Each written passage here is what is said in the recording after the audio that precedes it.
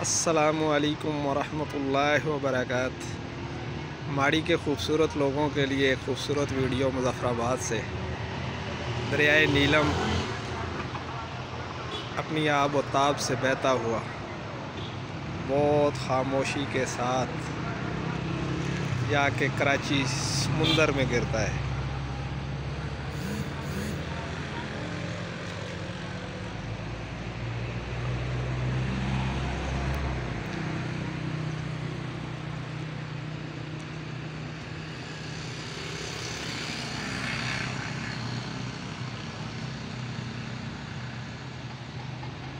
برف پہاڑوں پہ،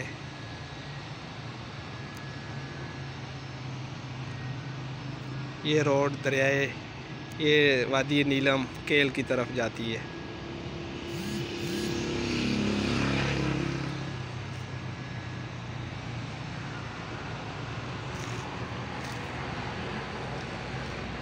یہ ڈولی لفٹ، یہ روڈ آگے مری کی طرف، خوبصورت پہاڑ۔